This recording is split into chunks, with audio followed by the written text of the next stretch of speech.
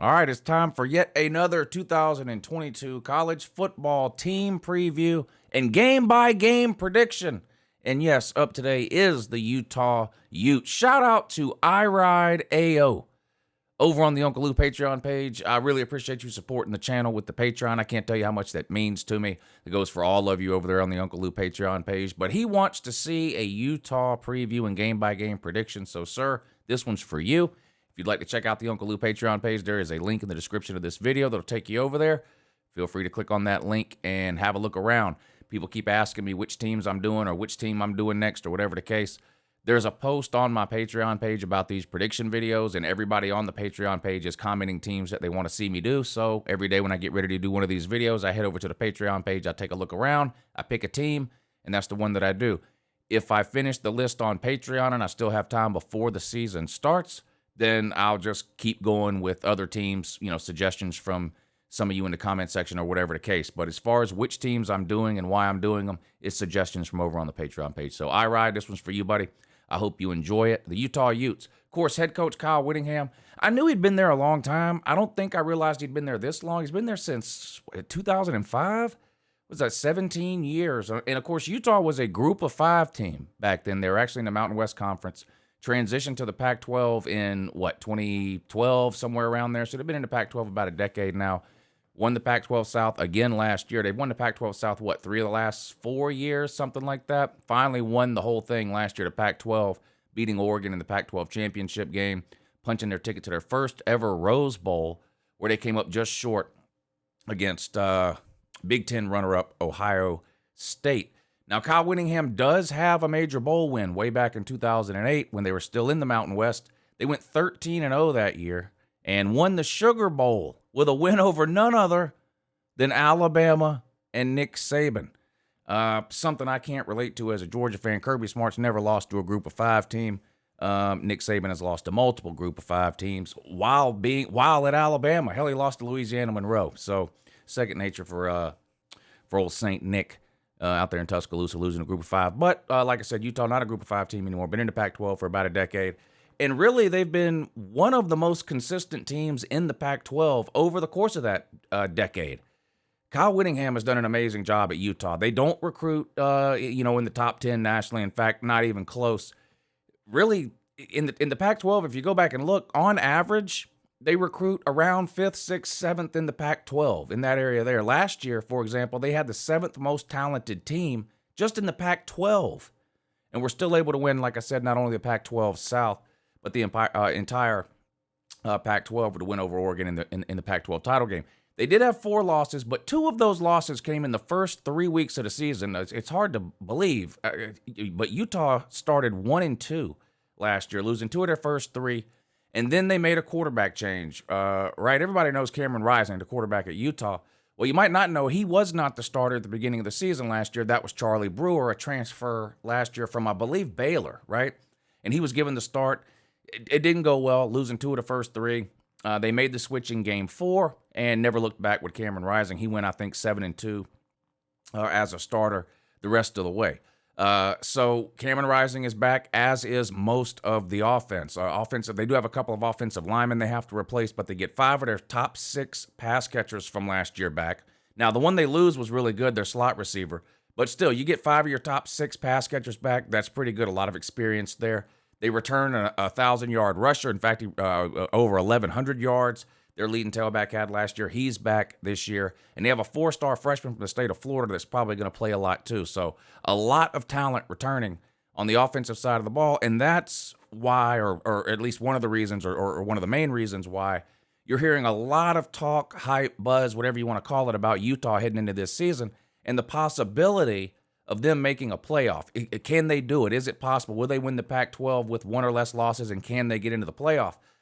I don't know how you all feel personally about Utah in general or their team overall this year, but I think if you're looking at playoff contenders for 2022, I guess depending on how long you want to, make your list or where you want the cutoff to be, I think if you're putting together a list of 7 or 8 teams that you think have the best possibility of getting to the playoff, I feel like Utah would be in that somewhere in your 7 or 8, right? Now, maybe if you're talking about top 4 or 5 or something like that, maybe they're on the bubble there. But I feel like, in other words, I guess what I'm trying to say is I don't feel like there's 8 teams that have a better chance of making the playoff than Utah. Now, they're going to have some stumbling blocks. We'll talk about some of those when we pull up the schedule here in just a minute. I'm going to go through the schedule game by game and give you what I think will be a win or a loss for every single game on the schedule and my reasonings why. We talked about the offense already. A lot returning on the defense, too. Now, they are losing both their starting inside linebackers, and that's a big deal. Now, they do bring in a transfer from Florida, Diabate, and I know the Florida fans are going to show up and say, oh, he was garbage, we didn't want him, we didn't need him. Well, he was your leading tackler last year. He was the leading tackler for Florida Gators last year. I think he had 89 tackles. He decided he didn't want to be there anymore for what I think should be obvious reasons. The place is a dumpster fire right now. He gets out, he heads to Utah, which is funny, of course, because Utah and Florida are playing this year, week 1, a matchup that I don't know that we've ever seen before, Pac-12 versus SEC. And shout out to both Utah and Florida, by the way. That game is a home and home. It's not a neutral site deal. So Utah plays at Florida this year. Florida returns the favor.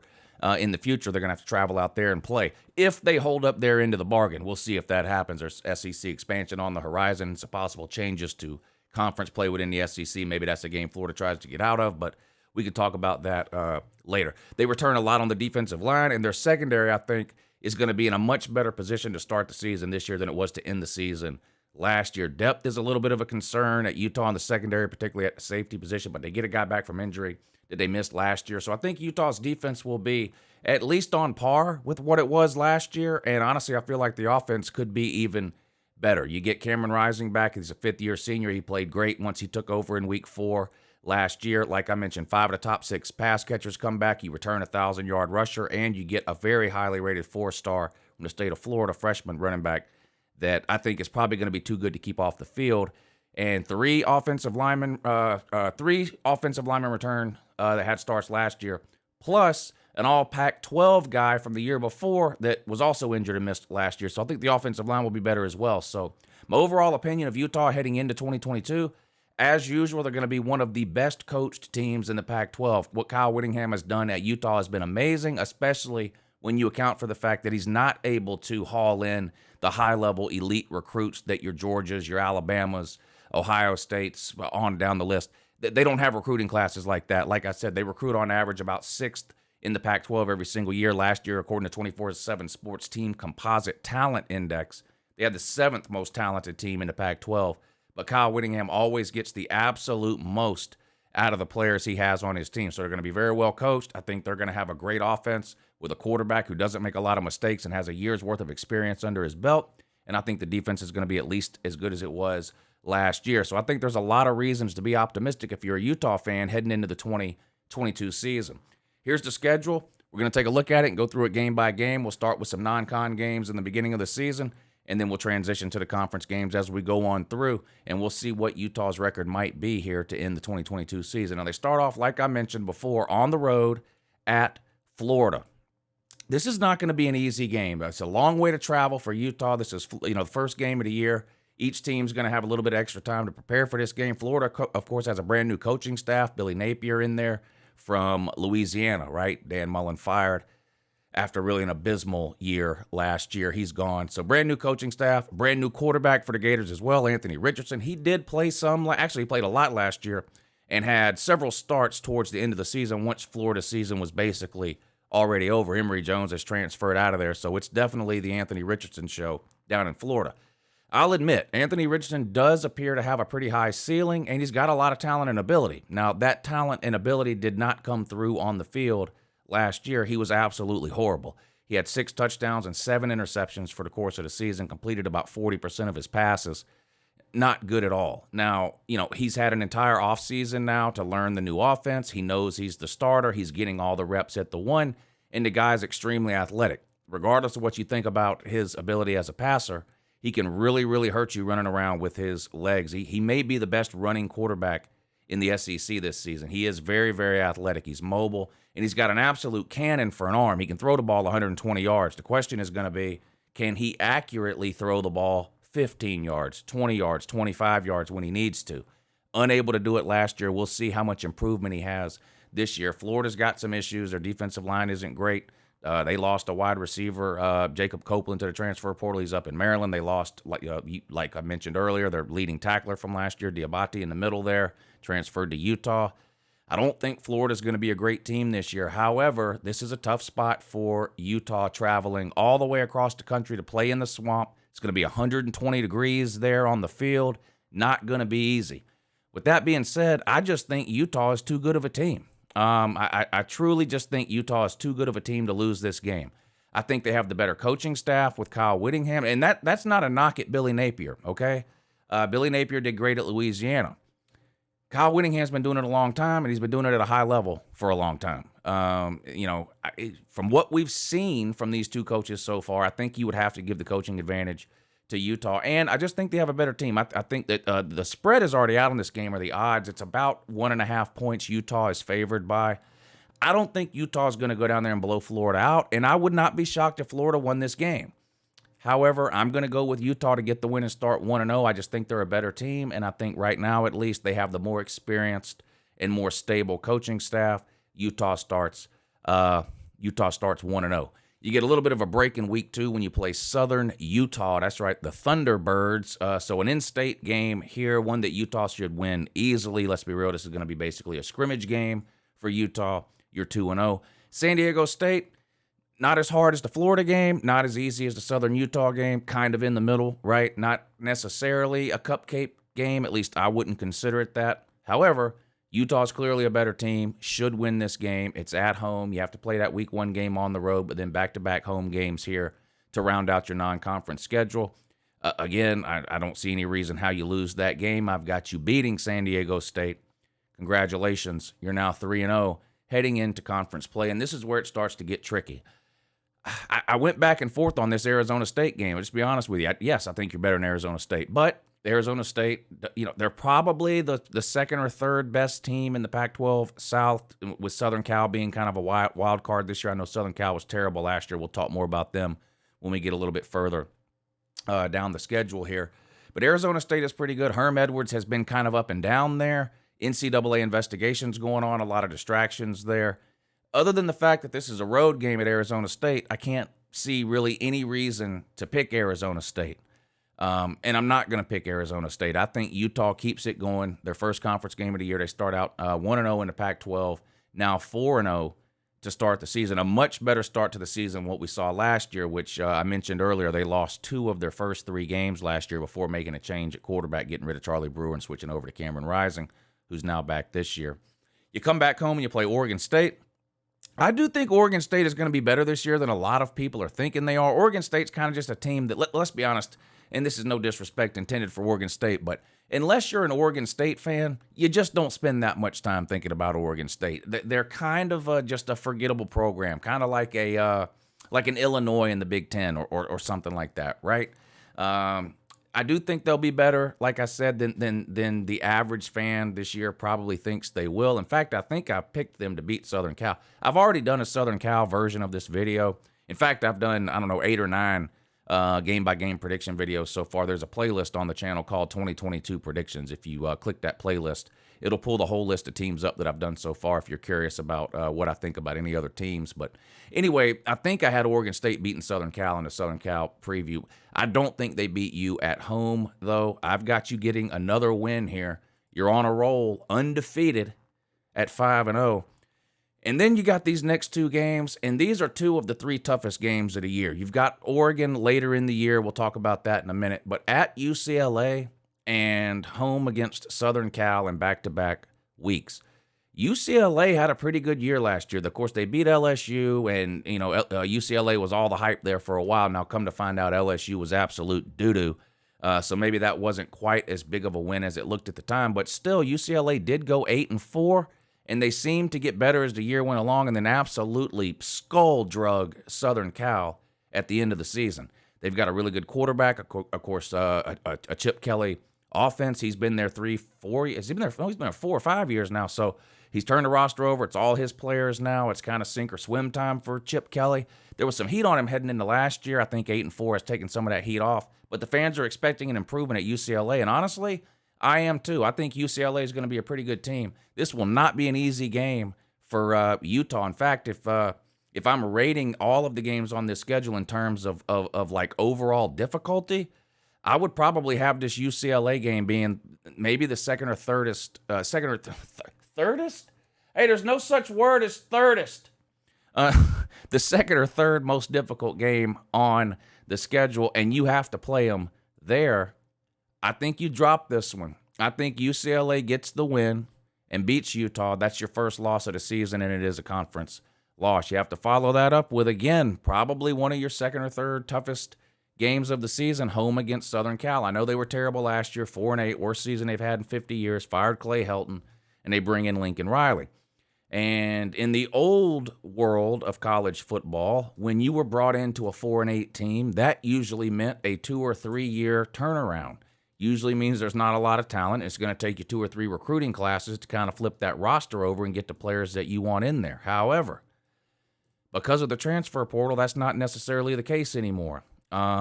Southern Cal is kind of a trial run for this type of approach. Now, the transfer portal has been around for several years, and obviously we've seen lots of teams bring transfers in that have had immediate impact right away. But nothing like what we've seen happen at Southern Cal from the end of last season until now. They have flipped almost their entire roster. I think they have almost 30 transfers that they've brought in, and the vast majority of those transfers are going to be starting, including, of course, Heisman Trophy candidate quarterback Caleb Williams, who Lincoln Riley brought with him from Oklahoma. They also went out and got a running back from Oregon. They went out and got defensive players from all over the place. They brought in transfers, and this is kind of the first time we've kind of seen this done where a coaching staff, Lincoln Riley and company, have attempted to sort of completely turn this roster over in one offseason. There's no question that the talent level of Southern Cal has been drastically raised through the transfer portal. My question for Southern Cal is, how is that all going to gel and come together in one offseason, right? It's not like this is a collection of players who've been playing together for 3 or 4 years and are now veteran, junior, and senior experienced players that have been playing together for 3 or 4 years. A lot of them are veterans, and a lot of them are experienced at other places with other players. How well do they come together, right? It's putting a puzzle together. He's got some pieces there. He's got Jordan Addison at wide receiver. He's got Caleb Williams at quarterback. He's got the running back from Oregon. He's got defensive players from all over the place. He's got all the pieces. Do they fit together? We're not going to know until the season starts, right? So I do have some questions about Southern Cal. Talent level is not one of them, though. Southern Cal is going to be very, very talented. If Utah does not win the Pac-12 South, I think it'll probably be Southern Cal. I think it'll be one of those two. I think this is the biggest game of the year in the Pac-12 South. I think Utah draws or gets a break here by getting this game at home. Home field advantage matters in college football. And I think they get the win. I didn't. Yeah, there you go. Sorry.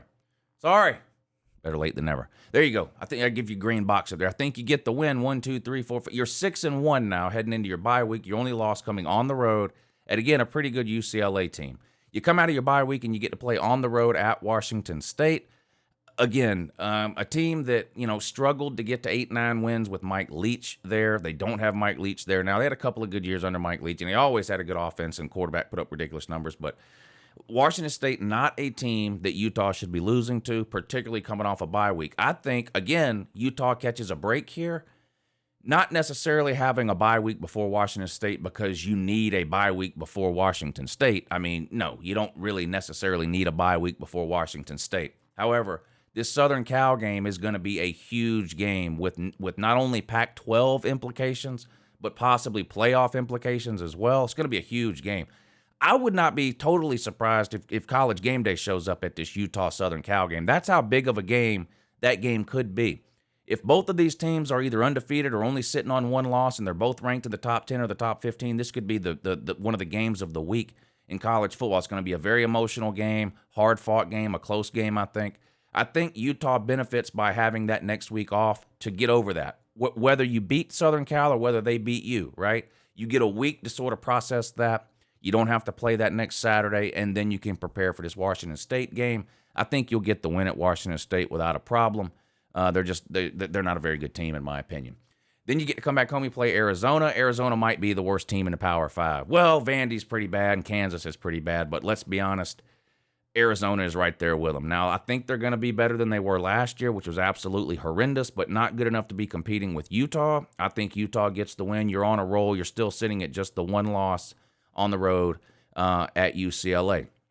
Up next, you play Stanford. Again, a team that was absolutely horrible last year, a team that's headed in the wrong direction. And that disappoints me. I've been a David Shaw fan for a while. Stanford was a team I enjoyed watching play in the Pac-12 for a lot of years because it reminded me of old school SEC football. You know, for a long time, David Shaw and Stanford had huge offensive lines, a ground and pound run game with great running backs that went on to the NFL. And they sort of got away from that a couple of years ago, went with more of a, I won't call it an air raid, but just a lot more throwing and passing, and it just hasn't worked out for whatever reason. And they've really struggled the last couple of years. And if David Shaw can't get it turned around this year at Stanford, he could find himself on the hot seat. Not sure about Stanford overall in terms of a record for this year, but I am sure that they're not beating Utah. It's a home game for Utah. You're, again, another win. You're still sitting on just the one loss, setting up to be a great season. But here comes the Oregon game, and it's on the road. Now, last year we saw this game twice, right? We saw this game in the regular season, and Utah blew Oregon out. We then saw it in the Pac-12 title game, and guess what? Utah blew Oregon out again. Utah has changed coaches. Mario Cristobal has moved down to South Beach, Miami, and Oregon brought in Dan Lanning, former defensive coordinator under Kirby Smart at UGA, last year's national champions. I'm a believer in Dan Lanning as a head coach. So far, Kirby Smart's assistants that have gone on to get head coaching jobs have done pretty well. Sam Pittman at Arkansas, Mel Tucker at Michigan State. No reason to believe that Dan Lanning can't be successful in his time at Oregon.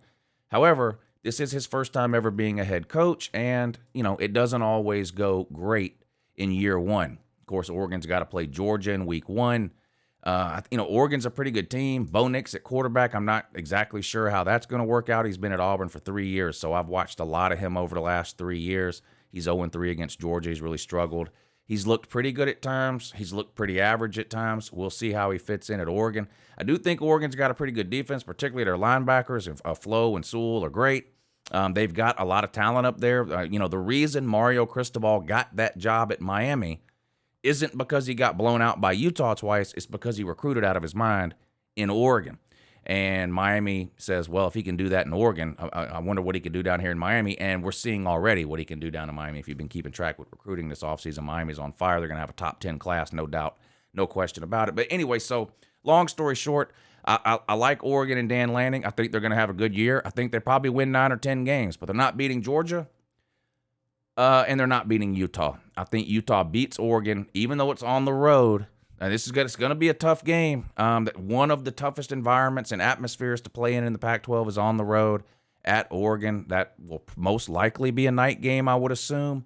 I guess maybe it's an afternoon game if the networks want to air it prime time on the East Coast, which would be like 7:30 or 8. That would make it like a 4:30 or 5 o'clock game out west. But in any case, it's going to be a difficult game against a really good team in a very hostile environment. I feel like I'm kind of giving Utah the benefit of the doubt here, and the main reason I'm picking Utah to win this game is the coaching staffs. Utah and Kyle Whittingham has been at Utah for 17 or 18 years. Dan Lanning has never coached a football game. And again, I like Dan Lanning. I think he's going to be successful. But I think you get the win on the road at Oregon, and then why even wait? It's Colorado. They're not going to be very good. They're definitely not going to be good enough to beat a team as good as Utah. I've got Utah going 11-1 in the regular season. Probably playing Oregon again in the Pac-12 title game. And there's a very good chance, depending on what happens with Notre Dame and depending on what happens in the other conference championship games, I think there's a fairly good chance Utah, with a win in the Pac-12 title game, could find themselves in the college football playoff. I know we all like to down the Pac-12, but let's not act like they've never made the playoff before. They've had 2 teams make the playoff. Washington has made a college football playoff, and Oregon has made a college football playoff. Utah could be the third Pac-12 team to punch their ticket at 12-1. It's going to depend on those other things. Like I said, if Notre Dame's going to have to lose a game or two. We'll see what happens in the SEC. If Georgia and Bama both get to the SEC title game undefeated, then they're probably both getting in, right? I would assume Ohio State's making the playoffs this year. That's 3 teams right there. So can Utah get in as a one-loss Pac-12 champ? I think it's possible. Possible. Now, of course, the best thing to do if you're Utah is not lose this game on the road at UCLA, go 13-0, but that's best case scenario for every team, right? As far as my confidence level on this pick of Utah losing on the road at UCLA, 45%, 50%, I'm not very confident. I do think Utah will lose a game, though. It is extremely difficult to go undefeated. Extremely difficult.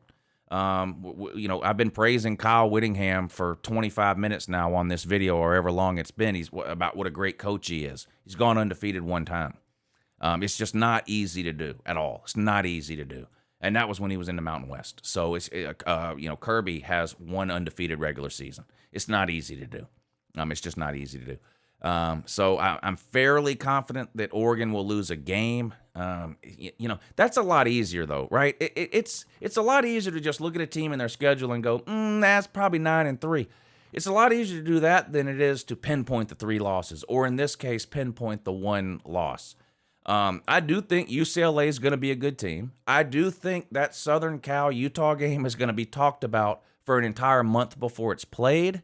So maybe you look at UCLA as like a trap game situation. You get caught looking ahead to that Southern Cal game, plus it's on the road. Plus, I think UCLA is going to be pretty good. So I think there are some reasons to point to that UCLA game as a potential loss, but we'll see. But anyway, I do have Utah at 11-1 in the regular season, going to the Pac-12 title game for the 4th time in the last 5 years.